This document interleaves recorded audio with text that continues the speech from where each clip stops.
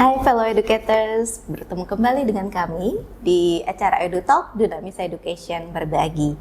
Nah, kita masuk ke episode terakhir untuk pembahasan buku The Leader ini. Bersama saya sudah ada Andi Ralpurnomo. Ya, beliau selaku Dunamis Education Leader dan juga editor dari buku The Leader ini. Nah, edisi Indonesia ya? Ya, benar, edisi Indonesia. Dan di Indonesia beliau adalah pakarnya ya, The Leader ini. Nah, kita masuk ke bab 9 dan 10 ya Pak, yang merupakan bab terakhir di buku The Leader ini. Nah, yang mulai dari bab 9 terlebih dahulu, itu bercerita tentang bagaimana cara mempertahankan budaya leader ini di sekolah. Ya, pada dasarnya leader ini adalah upaya sekolah untuk membangun ekosistem ya, habitat di mana bisa tumbuh kembangnya life skill, leadership. Salah satunya dengan kerangka 7 habit. Nah, emang ini nggak mudah karena prosesnya itu adalah bukan hanya program tapi satu perjalanan yang kita udah bahas sebelumnya, melibatkan banyak integrasi kepada sistem, proses, bahkan membentukkan tim. Nah,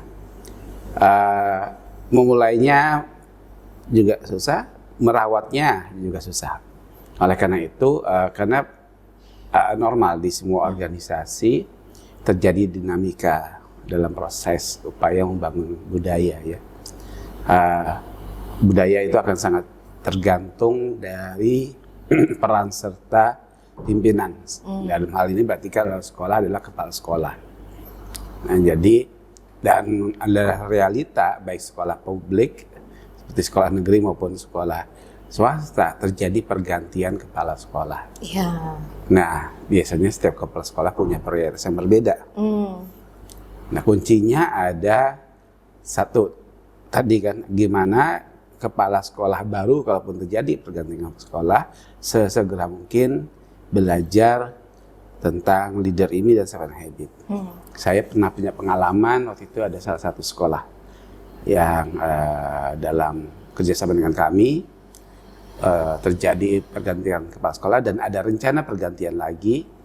Nah, dari awal kita udah diminta bantuan untuk gimana sebelum dia masuk itu sudah diberikan bahan-bahan untuk mempelajari. Bahkan kepala sekolah tersebut sudah diminta untuk visit sekolah leader ini. Jadi dengan cara itu diharapkan adaptasi kepala sekolah ini lebih cepat dan segera menjadi champion daripada penerapan. Yang kedua, kita disitulah pentingnya kalau saya lupa di pertemuan kita yang keberapa adanya pembentukan lighthouse team atau istilah tim penggerak. Nah, bagaimana tim penggerak ini di sekolah leader ini mencakup tim penggerak atau lighthouse team untuk guru-guru, lalu siswa-siswa yang dimana wakil-wakil siswa duduk di situ, dan juga ada lighthouse team orang tua. Kalau lighthouse team ini sudah bisa dibentuk dan berjalan dengan baik, masuknya kepala sekolah baru tidak akan terlalu banyak merubah. Jadi ini dua kunci utama untuk mempertahankan seperti itu. Oke, kalau itu kan kepala sekolahnya yang ganti ya Pak ya. Gimana kalau kasus di sekolah-sekolah swasta itu berdasarkan pengalaman saya itu tingkat turnover guru itu juga tinggi. Itu bagaimana caranya untuk bisa dengan cepat gitu ya masuk kepada sistem si leader ini? Jadi sama juga ada guru-guru baru, ya, staf baru dan juga orang tua murid baru. Oh, itu termasuk ya? Itu kan akan dengan jalannya waktu itu kalau mereka nggak tahu juga akan punya masalah nanti. Oh iya betul. Jadi di dalam sekolah-sekolah leader ini mereka punya sistem untuk bagaimana guru baru, staf baru, termasuk tadi kepala sekolah baru dalam waktu 6 bulan pertemuan masuk, mereka sudah pernah belajar 7 habit leader ini dan mereka disediakan buddy, teman perjalanan. Jadi kalau kelas aja atau training aja. Selanjutnya kan pada penerapan dia akan menemukan banyak hal, kenapa begini, kenapa begitu. Makanya harus ada pendamping atau buddy. Dengan cara itu untuk guru baru, staff baru 3 bulan, 6 bulan depan awal sudah bisa menyerap kenapa budaya di sini berbeda dan apa yang harus dilakukan. Demikian juga dengan orang tua. Di beberapa sekolah yang saya dampingi, tadi Parents Lighthouse tadi, itu secara periodik mengadakan sesi-sesi orang tua, dan untuk khusus orang tua baru mereka juga mengadakan sesi kerjasama dengan sekolah. Seperti itu. Jadi dengan adanya pelatihan rutin dan pendamping ini, mereka segera mengadopsi nilai-nilai dan budaya tersebut. Jadi kalau bisa bilang tuh kata kuncinya rutin itu tadi apa ya? Iya, pembekalan rutin ya untuk yang baru. Lalu bagaimana merawat yang ada atau bahkan mengimprove. Nah, di dalam sekolah leader ini, Franklin Covey menyediakan satu kerangka kerja atau framework yang disebut leader ini. Nah, di situ bahkan mereka menyediakan rubrik untuk bagi sekolah mengukur saat ini ada di mana. Oke, jadi lebih gampang ya ngelihatnya ya. Ada sehingga kan kadang-kadang kita sebagai pelaku merasa sudah bagus. Iya, betul. Tapi dengan adanya rubrik, yang dimana rubrik ini disusun berdasarkan riset dari banyak sekolah leader ini yang berhasil, dia udah tahu dari kacamata standar internasional mereka udah ada di mana. Nah, di situ ada basic atau dasar, berkembang, matang, dan sustain. Nah, jadi kalau ingin sustain tentunya harus bergerak dari berkembang, matang, dan ini sustain. Nah, biasanya sekolah-sekolah leader ini ketika menerapkan udah mulai tahun ketiga dan keempat dan seterusnya, mereka rata-rata sudah bisa pada tingkatan matang. Nah, tingkatan matang ini adalah menunjukkan biasanya adalah secara penerapan sudah merata dan juga kualitas yang sudah baik. Makanya mereka berhak untuk menjalani suatu proses sertifikasi internasional. Ketika mereka jalan proses ini dengan baik dan mereka diakui sebagai sekolah model internasional. Untuk Indonesia udah ada itu, Pak, sekolah yang sampai ke tahap mature ya, yang gitu. ya. Sekolah ini disebut sekolah Lighthouse ya. Jadi sekolah leader ini adalah secara umum sekolah yang sudah berhasil pada tingkatan matang dan sudah menjalani proses review sertifikasi, disebut sekolah Lighthouse. Ada beberapa sekolah di Jakarta, ada sekolah perguruan mandiri, ada Avicenna, sekolah Avicenna, ada Cicinere, ada juga sekolah Yasporbi. Ada juga di Tangerang Selatan, sekolah Anissa, dan Bogor bahkan juga ada sekolah Kreativa. Wah, udah banyak juga ya yang sekolah udah menyebar, sudah sampai. Iya, betul sekali. Nah, kita sekarang masuk ke bab 10 ya, Pak ya. Itu tentang bermulai dengan tujuan akhir. Nah, yang menarik bagi saya itu halaman-halaman pertama itu cerita tentang si Riley. Jadi Riley ini dia masuk ke Joseph Phelps Elementary dan dia punya spektrum autis. Nah, ini bagaimana ceritanya si Lim ini bisa support leader ini bisa support siswa dengan berkebutuhan khusus seperti Riley. Iya. Sekolah yang menerapkan leader ini memiliki keyakinan atau kita sebut paradigma bahwa setiap orang memiliki kejeniusannya sendiri. Setiap orang, dalam hal ini anak, dapat memimpin. Nah, artinya ujiannya adalah ketika ada anak yang di dalam kacamata umum terbatas, yaitu Betul tadi sekali. autis ya. Jadi sekolah disebut sekolah leader ini ketika paradigma atau belief tadi bisa dijalankan bahkan ke anak-anak yang punya kebutuhan khusus tadi. Dan ketika ekosistem sudah dibangun, anak-anak sudah terbiasa untuk menghargai perbedaan. bahkan untuk mengapresiasi. Jadi ketika ada anak yang dengan kebutuhan khusus, mereka tidak melakukan bullying, tapi malah terbantu untuk apa yang saya bisa lakukan untuk membantu anak ini punya kesempatan untuk sukses. Demikian juga guru-gurunya. Ya. Jadi seringkali ketika anak kebutuhan khusus, kita jamnya untuk menolong dalam arti meringankan. Iya, betul. Nah, ini akhirnya malah tidak memberikan kesempatan atau mengabaikan sama sekali. Jadi disitulah tools perangkat yang disediakan, seperti kita pernah bahas tentang leadership portfolio, gitu ya.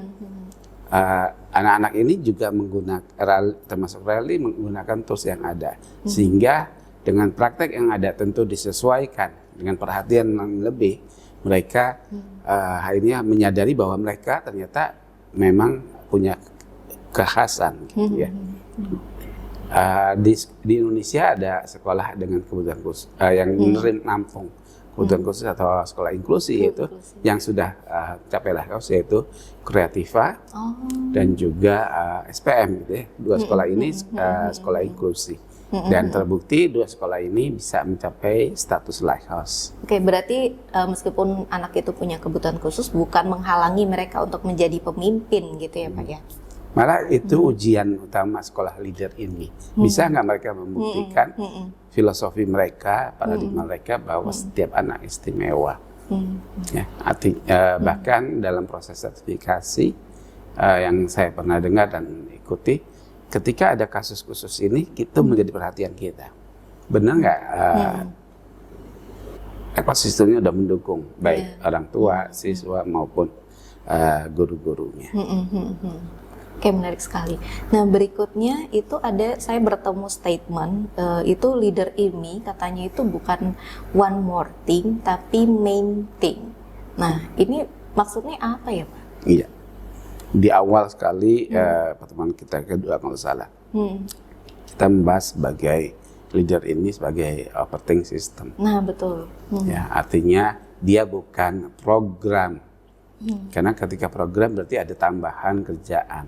Disinilah yang perlu diingat, siapapun yang akan mengadopsi leader ini, menerapkan leader ini harus meyakini dulu bahwa leader ini adalah satu bagian utama dari sekolah. Dia satu terintegrasi dengan nilai-nilai sekolah, visi misi sekolah. Jadi bukan program tapi operating system di mana dia menjiwai semua praktek yang ada di sekolah, baik itu intrakurikuler, ekstrakurikuler maupun kurikuler. Karena dan ini harus dibangun dari awal belief ini. Karena ketika dalam penerapan guru-guru merasa ini tambahan beban kerja, otomatis dia akan kalah. Karena kan paradigmanya akademik nomor satu. Nah, ketika dari tahap awal proses meyakini ini harus disosialisasi oleh manajemen kepada guru-guru, juga kepada siswa dan orang tua. Ketika itu tercapai, maka penerapan leader ini akan berjalan mulus. Sebaliknya, walaupun setahun, 2 tahun penerapan, kalau belum terjadi adopsi bahwa leader ini itu adalah keseharian, adalah hal yang utama untuk menuju visi misi sekolah, maka akan mengalami kesulitan, hambatan dalam proses penerapan. Oke, baik Pak. Ini kayaknya jadi pertanyaan terakhir. Sesuai dengan judul yang di bab 10 itu kan ending with the beginning in mind.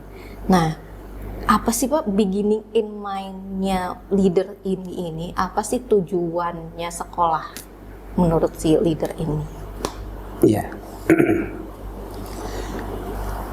Leader ini meyakini bahwa setiap orang, setiap anak itu istimewa.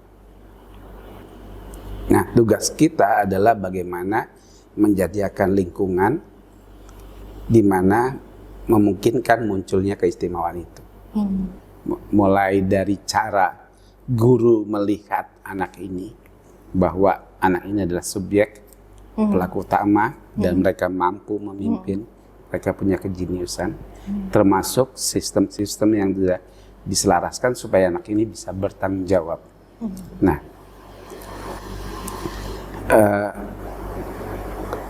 ini harus dimulai, diyakini dulu. Oleh karena itu beberapa sekolah di awal sebelum penerapan bahkan mereka melakukan bedah buku dulu. Buku leader ini buku yang ini berarti Ibu ya? Jadi saya pernah ketemu salah satu kepala wakil dari sekolah. Waktu itu saya ikut seminar di Texas kalau nggak salah ya. Di situ ada simposium besar tentang leader ini. Ketika saya tanya, Anda udah melakukan belum? Tapi sedang dalam proses. Oh gitu ya. Apa yang dilakukan ya? Jadi dia cerita bahwa kepala sekolahnya pernah ikut tahun lalu simposium seperti itu, lalu tertarik. Namun sebelum mengajak, yuk kita terapkan, dia belikan buku, bagikan semua guru, diajak untuk membaca, lalu setiap minggu ketemu untuk diskusi.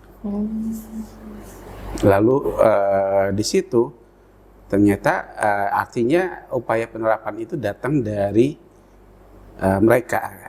Setelah mereka diskusi, wah ini bagus, kayaknya cocok untuk kita.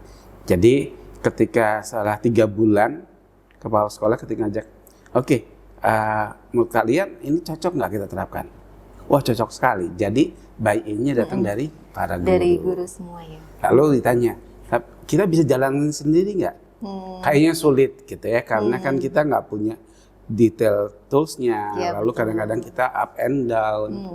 Oke.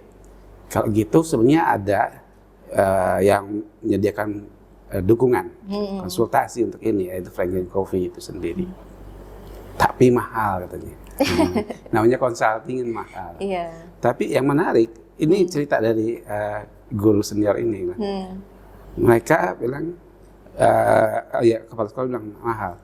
Kita bisa menggunakan dana dari pemerintah seperti dana bos Oh, Indonesia. kayak dana bos di sini ya. Tapi itu hanya cukup untuk 30%. Oh, masih kurang Kita 70 masih butuh lagi. 70%. Ya nggak apa-apa, mari kita lakukan. Ya, mereka akhirnya menyusun rencana gimana menggalang dana. Ini yang menarik. Padahal sekolah negeri itu. Jadi ya,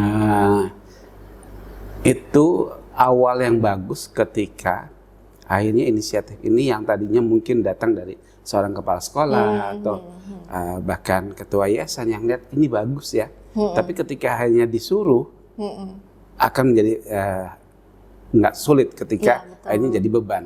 Tapi dari pengalaman saya tersebut dan di cerita di buku tersebut, ajak mereka diskusikan manfaatnya. Ketika mereka merasakan manfaatnya, ketika mau serius untuk menerapkan menjadi lebih berjalan dengan baik karena datang dari diri mereka. Oh iya. Jadi mereka gak pikir ini proyek Kan sekolah proyek nih sekolah. gitu ya. Betul sekali. Nah, Bapak ada closing statement karena ini udah episode terakhir kita. Iya. Kita di dalam dunia pendidikan ada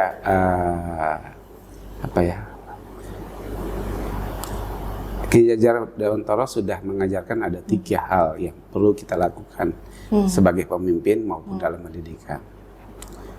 Ing ngarso sung tulodo, di depan kita menjadi teladan.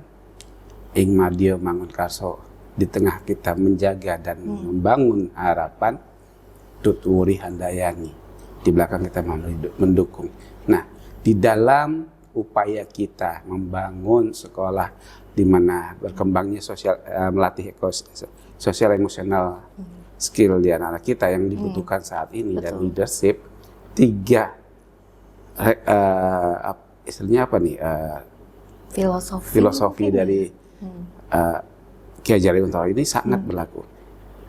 Guru-guru, kepala sekolah haruslah yang menjadi teladan dulu di dalam menjalani 7 habit, menjadi pemimpin Dan dalam proses membangun ini tidak top down, yaitu Ing Madio Mangunkarso berada di lapangan bersama mereka.